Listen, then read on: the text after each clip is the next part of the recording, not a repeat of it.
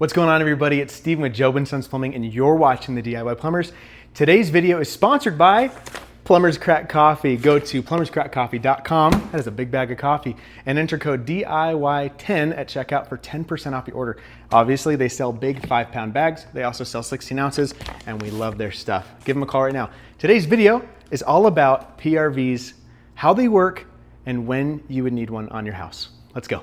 All right, so here we go. At its basic level, a PRV is basically designed to control the pressure coming into your house, a pressure regulator valve. It regulates the pressure. When it is actually needed in your house, specifically when your PSI, the pressure coming into your house, is over 80, standard universal code for plumbing is 40 to 80 pounds. So if you had an inspector at your house and they said, hey, you're sitting at 85, 89, 90, 110, whatever the actual pressure is, and this isn't just for houses, mind you, this is also for residential buildings, or I'm sorry, commercial buildings. But when you have pressure that is too high coming into your building, I like to think of it kind of like this. Imagine that your house or your place of business is a bucket. And at the bottom of that bucket, let's imagine that you have a hole. When your pressure is too high, it's going to push water through this bucket. It's going to be trying to fill this bucket. This bucket represents the pressure inside your house. When the pressure is too high, the hole on the bottom of that bucket is big. And so as water's trying to go, it's emptying faster than it can actually fill. And so you end up with these weird moments when you're trying to run, say, your kitchen and your shower, and your pressure suddenly just tanks. That's because the bucket, your house, your place of business, is emptying too fast. The pressure's too strong and it's pushing it through its capacity. What a PRV does is because it's regulating, it actually takes this hole in the bottom of the bucket and it makes it nice and controlled.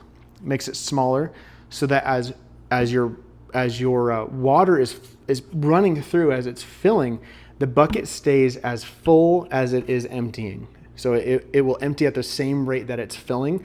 That way you don't lose any pressure. If this represents the pressure and the volume, like we talked about, inside your house, then you can run your kitchen, you can run your shower, you can flush a toilet, you can run your bathtub and your washing machine and everything all at the same time, because the bottom of that bucket is only allowing so much to actually empty at the same time. Therefore, even though the pressure is high, it's filling this bucket fast, it doesn't allow it to empty faster than the volume will actually allow. So then you're able to use everything. Now, there are springs, and this I guess you could refer this to as a piston of sorts, but this runs all the way through to about here, and inside of here there is a spring, a coil spring. And the way to adjust it, let's say I test this and it's coming in at 50 or 60 pounds, and you want a little bit higher pressure.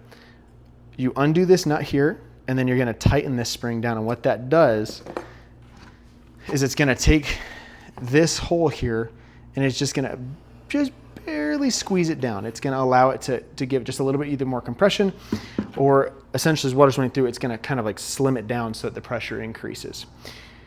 Now, there are several different versions of this. This is specifically a Watts. It's their solder version right here. So you can see there's two unions, and you solder both of them in. There's also threaded versions.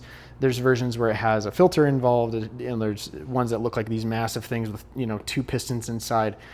They all basically do the same exact thing. The main thing is you want to get a brand that is reputable, such as Watts.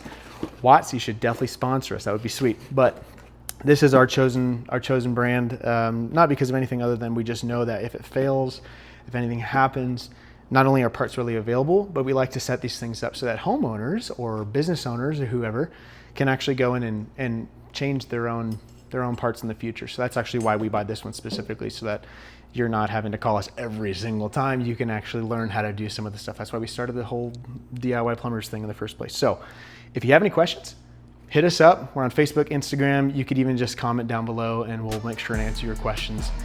Other than that, that's pretty much it. Thank you for following along. Don't forget to like and subscribe, and we'll catch you on the next one.